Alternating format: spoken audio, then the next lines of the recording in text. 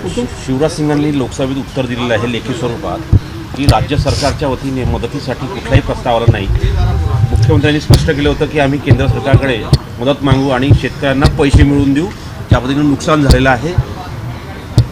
आपल्याला आठवत असेल की शिवराज सिंग चव्हाण साहेबांची भेट तातडीने मी पहिल्यांदा घेतली होती राज्याच्या वतीने आणि आमची एवढीच आग्रहाची भूमिका होती की प्रचंड नुकसान महाराष्ट्रात शेतकऱ्यांचं झालेलं आहे. राज्य स्वतःच आर्थिक अडचणीत आहे आणि वारंवार महाराष्ट्र सरकारही मान्य करतं अनेक स्कीम्स स्कॉलरशिपच्या, अनेक समाजांच्या असतील, मुलांच्या असतील, महिलांच्या असतील, आदिवासी समाजाच्या अनेक स्कीम्स असतील किंवा अनेक नवीन रस्ते असतील, ही सगळी कामं अरे ते तर सोडा, महाराष्ट्र सरकारचं सेशन आता आहे तिथल्या घरांची कामं थांबवली होती मध्ये. याचं कारण असं की महाराष्ट्र सरकारने पेमेंट केलेलं नाही.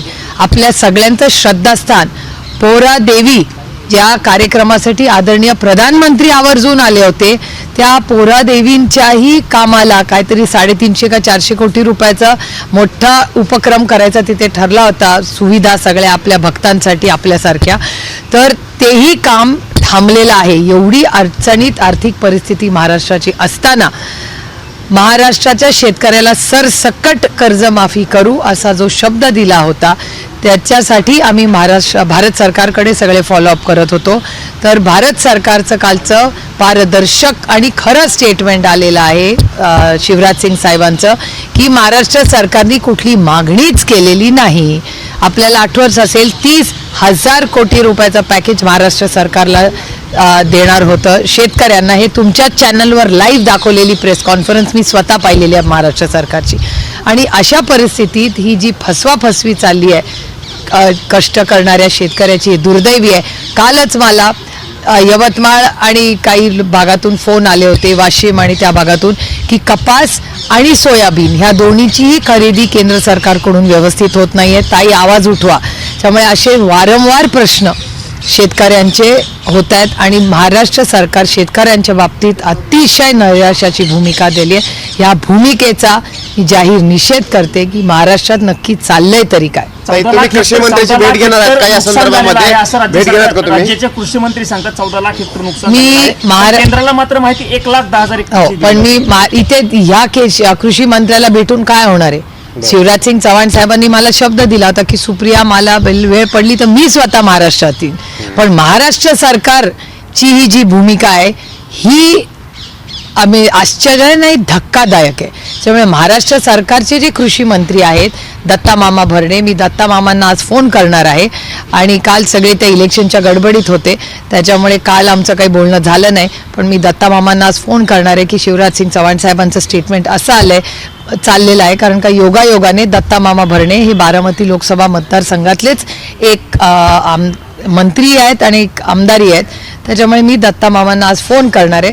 कालही आम्ही फोन करायचा प्रयत्न केला पण काल महाराष्ट्रात जणू काय दंगल चालली होती का काय अशी जी दृश्य बघून मला तर काळजीच वाटली आणि मनात भीतीही वाटली कारण का ती दृश्य जी तुमच्या सगळ्यांच्या चॅनल्सवर होती ही धक्कादायक होती आणि महाराष्ट्राला न शोभणारी होती. ती दंगल पण त्यांच्यात सुरू होते असं म्हणायचं कारण शिवसेना आणि भाजप काही ठिकाणी लढतंय, काही ठिकाणी म्हणजे अनेक ठिकाणी ते भाजप आणि भाजप विरोधात त्यांचेच मित्र. म्हणजे काल हे माझं वैयक्तिक मत आहे कारण मला खूप काल अस्वस्थ वाटतं आणि मी खरं तर खूप विश्वासाच्या नात्याने आदराने महाराष्ट्राच्या माननीय मुख्यमंत्र्यांना एक पत्र आज लिहिलेलं आहे कारण का कालचं जे दृश्य मी तुमच्या सगळ्यांच्या चॅनलवर पाहिलं हे मला वैयक्तिक प्रचंड अस्वस्थ करणारं होतं की राजनीती चलती राहिली, राजकारण होत राहील पण पातळी महाराष्ट्रातली ही नक्की गेली आहे कुठे? ज्या पद्धतीने मारामाऱ्या, एक तर पिस्तूल, एका जिल्ह्यात तर कोणीतरी पिस्तूल दाखवली आहे कोणाला, एका ठिकाणी मारामाऱ्या, कोण कॉलर धरतंय, कोण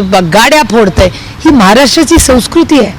हा छत्रपतींचा महाराष्ट्र आहे, शाहू फुले आंबेडकरांचा महाराष्ट्र आहे, हा कैलासवासी यशवंतराव चव्हाण साहेबांचा महाराष्ट्र आहे. ह्याच्यात मी तरी आजपर्यंत कुठल्याही इलेक्शनमध्ये ही खालची पातळी गलिच्छ राजकारण कधीही पाहिलेलं नाही. कालही मी म्हटलं नको रे बाबा इलेक्शन. माझं तर म्हणणं आहे सगळं इलेक्शन एकदाचं कॅन्सलच करा आणि पूर्ण पारदर्शकपणे. आणि माझी महाराष्ट्राच्या माननीय मुख्यमंत्र्यांना माझी विनंती आहे, हात जोडून विनंती आहे की काल ज्यांनी दंगल करायचा प्रयत्न केला गडबड, प्रत्येकावर केस झालीच पाहिजे आणि अशा लोकांना अटक करा. कारण का ही महाराष्ट्राची संस्कृती नाही, मग कुठला पक्षापेक्षा पाहायचा नाही, ही पक्षाचा विषयच नाही, हा महाराष्ट्राचा विषय. आणि ज्या संविधानाने, ज्या महात्मा गांधींनी उभं आयुष्य तुम्हाला आणि मला मोकळा श्वास घ्यावा म्हणून केलं, त्यानंतर भारतरत्न डॉक्टर बाबासाहेब आंबेडकरांनी संविधान लिहिलं की त्या संविधानाच्या चौकटीचाच हा देश चालला पाहिजे. आणि इलेक्शन कमिशन महाराष्ट्राचं करते तरी काय, कोणी उठावं काही बोलावं त्याच्यावर ॲक्शन नाही. काल उगाच काहीतरी थातूर मातूर 3 लोकांना काहीतरी 4 लोकांना नोटीस पाठवली असं कानावर येत आहे, ते पण इलेक्शन झाल्यानंतर. आणि त्यानंतर ज्या पद्धतीने कोण कुठे बूथ करताना फोटो टाकतंय, कोण सत्तेमधले, आणि सगळे सत्तेमधले लोक आहेत, आपापसात भांडा, काय तुम्हाला करायचं तो तुमचा अंतर्गत प्रश्न आहे, पण महाराष्ट्राला वेठीस धरू नका. इतक्या वर्षांनी इलेक्शन होते आहे, अशा कृतीचा मी जाहीर निषेध करते. आणि फार अपेक्षेने आणि विश्वासाच्या नात्याने मी पुन्हा बोलते की मला याच्यात राजकारण आणायचं नाही. मी विश्वासाच्या नात्याने आणि प्रचंड अपेक्षेने महाराष्ट्राच्या माननीय मुख्यमंत्र्यांना आज एक पत्र लिहिलं. माहिती अशी मिळते ताई की निवडणूक आयोग सुद्धा म्हटलेलं आहे की राजकारण्यांचं काम आरोप करणं आहे, राजकारण्यांचं काम टीका करणं आहे, परंतु आमचं काम नियमामध्ये जे बसतं ते काम करणं आहे, असे एक नाही, नाही, हे मान्य आहे, पण मग ही दंगल, हे गाड्या फोडणं, एकामेकाला पिस्तूल दाखवणं, हे कुठल्या नियमात बसतं? मला नियम कलम सांगा, मी माझं स्टेटमेंट माघार घ्यायला माझी तयारी आहे. आम्हाला जे आमच्यावर जे संस्कार झाले, जे भारतरत्न डॉक्टर बाबासाहेब आंबेडकरांचं सगळं वाचून जे आमच्यावर संस्कार झाले, त्याच्यात ह्याला गुंडागर्जी आणि मारामारी म्हणतात. कॉलर पकड, बंदूक दाखव, हे महाराष्ट्राचे नाही, भारताचे सुसंस्कृत संस्कार नाहीत. महाराष्ट्राची बदनामी सातत्याने यांच्या सगळ्यांच्या सत्तेमधले लोकांच्या कृतीमुळे होते. ताई, नेत्यांकडे बघून कार्यकर्त्यांनी शिकायचं असतं असं म्हणतात का? नेत्यांचा आदर्श कार्यकर्ते घेत असतात, पण अनेक नेतेच मात्र असं वागतात. थेट नाव घ्यायचं झालं तर संतोष बांगरांसारखे एक आमदार आहेत, ते मोबाईल घेऊन आतमध्ये जातात, मोबाईलवरती कुठल्या पक्षाला मतदान करतो ते बघतात आणि थेटपणे सांगतात की मतदान. आणि महिलांना मार्गदर्शन करत होते, सातत्याने महिलांना मार्गदर्शन करत होते की असं मतदान करा, असं टीव्हीवर पाहिलं. मी काय नव्हते तिथे, पण जे काय काल टीव्हीवर संध्याकाळभर पार्लमेंटमधनं आल्यावर जे जे दृश्य पाहिली, ही अस्वस्थ करणारी होती. आणि मग असं वाटतं की ह्याच्यासाठी आम्ही राजकारण, मी तरी ह्याच्यासाठी राजकारणात नाहीत आले, आम्ही राजकारणात तुमच्या आयुष्यात एक चांगला बदल आणि तुमची सेवा करण्यासाठी आलोय, आम्ही गुंडागर्जी करायला नाही आलेलो. आणि माझी अपेक्षा आहे, मी पुन्हा म्हणते की माझी अपेक्षा आहे की देवेंद्रजींनी याच्यावर तातडीने 24 तासाच्या आत जो पक्ष नाही पाहायचा त्याची कृती पाहिजे आणि त्यांना जेलमध्ये टाकलं पाहिजे. हे चालणार नाही महाराष्ट्रात. लोकांची सेवा करणं हा राजकारण्यांचा खरं तर हेतू असतो. अलीकडं लोकांची सेवा करायच्या ऐवजी सत्ता मिळवणं, त्यातून पैसे खाणं, दडपशाही करणं, असं चित्र निर्माण झालंय का? खरं तर इलेक्टोरल रिफॉर्म्सवर एक चर्चा आहे पुढच्या आठवड्यात, आणि मी महाराष्ट्राच्या सगळ्या गोष्टी त्या डिबेटमध्ये मांडणार आहे. कारण का मी काल खरं तर 2 कामांसाठी माननीय अमित भाई शाहची वेळही काल मागितली आहे. मी स्वतः त्यांच्या ऑफिसमध्ये काल वेळ मागायला गेले होते, कारण 2 महत्त्वाचे प्रश्न आहेत. इथे ज्या आपल्या महाराष्ट्रातल्या मुलाची जी आत्महत्या झाली तो एक विषय, शौर्य पाटीलची ती एक, आणि दुसरा महाराष्ट्रात हे जे चाललेलं आहे, एकीकडे तुम्ही पारदर्शक कारभार, माननीय प्रधानमंत्री सातत्याने म्हणतात काळा पैसा आम्ही भारतात हद्दपार करू, भ्रष्टाचार मुक्त भारत करू, पण जिथे भारतीय जनता पक्षाचं त्यांच्या विचाराचंच सरकार आहे, त्या सरकारमध्ये पैसे पाण्यासारखे वाटले जात आहेत. हे पैसे आले कुठे? ह्याच प्रधानमंत्र्यांनी नोटबंदी केली ना, मग नोटबंदी जर माननीय प्रधानमंत्र्यांनी केली तर महाराष्ट्रात नोटा येत आहेत कुठून? 1-2 महिन्यापूर्वी एक मंत्र्यांच्या घरी एक बॅग दाखवली, तुमच्याच चॅनलनी दाखवली, त्याच्यात एवढे पैसे होते. त्याचं इन्क्वायरीचं काय झालं? तो कॅश आला कुठून? काल निलेश राणेंनी ते पैसे पकडले, ते पैसे ते केलं. मी काल राणे साहेबांना खूप आभार मानले, म्हटलं राणे साहेब तुमच्या मुलाचं मनापासून कौतुक करते मी, त्यांनी हिंमत दाखवली आणि चोरी पकडून दाखवली. काल मी राणे साहेबांना भेटले पार्लमेंटमध्ये, त्यांच्या घरात गेले असा आरोप करत निलेश राणेंवरतीच गुन्हा दाखल झाला. हे किती दुर्दैवी आहे, म्हणजे कुणावर विश्वास ठेवायचा हो?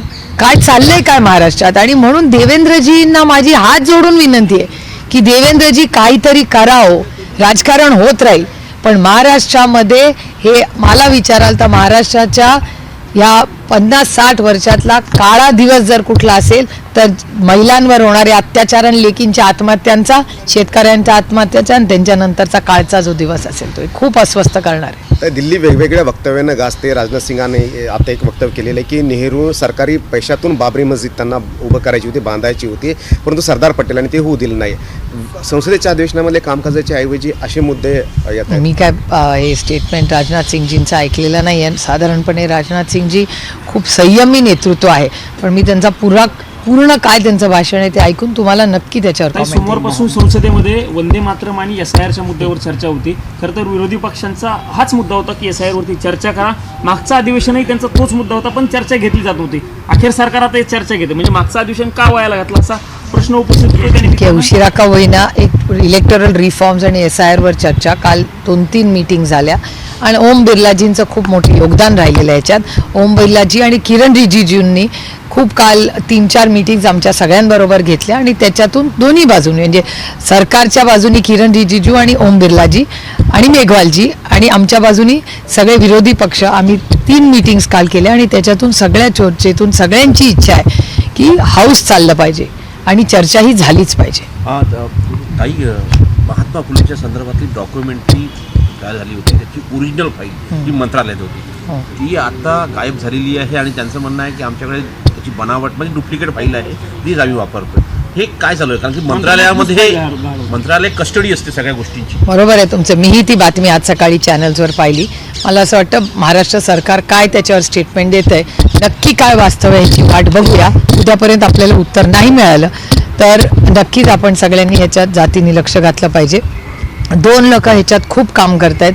एक म्हणजे अमोलदादा कोल्हेंनी ह्याचा खूप अभ्यास केलेला आहे. ते एक आता TV सिरियलही काढतायत आणि सातत्याने महात्मा ज्योतिबा फुले आणि त्यांचं स्मारक ह्याच्या मागे भुजबळ साहेबांचं खूप मोठं योगदान राहिलेलं आहे. तर मीही आता भुजबळ साहेबांची तब्येत आधीपेक्षा खूप बरी आहे. मी आज म्हणजे 11-12च्या पार्लमेंटच्या मधून भुजबळ साहेबांनाही फोन करणार आहे. ते महाराष्ट्र सरकारमध्ये मंत्री आहेत आणि त्यांनी त्या ट्रस्टसाठी वगैरे खूप काम केलेलं आहे.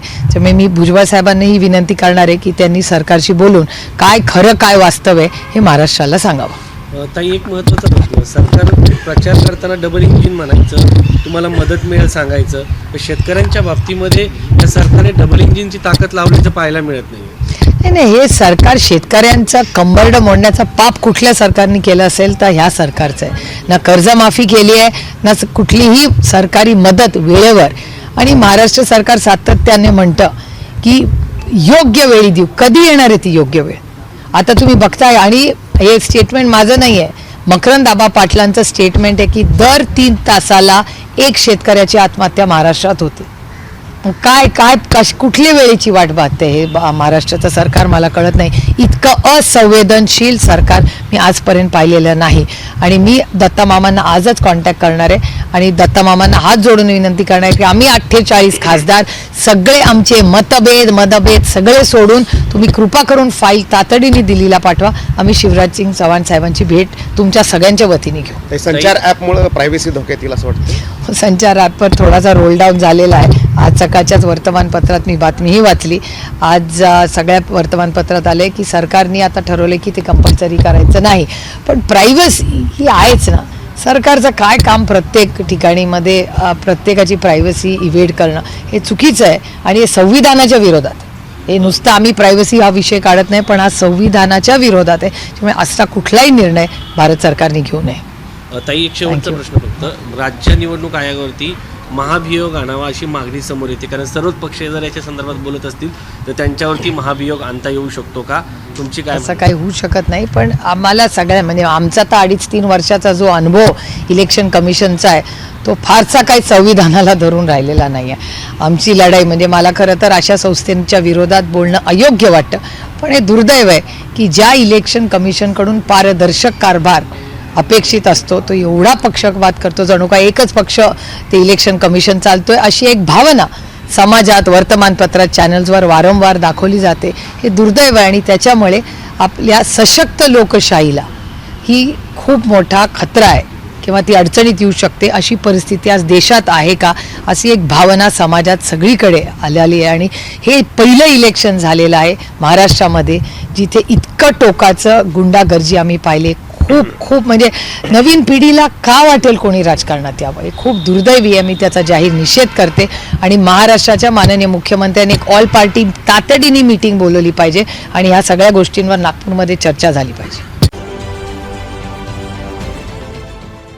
देश विदेशातील प्रत्येक घडामोडींचे लाईव्ह अपडेट मिळवण्यासाठी आता साम टीव्हीच्या सर्व सोशल मीडिया प्लॅटफॉर्मला लाईक, फॉलो आणि सबस्क्राईब करा.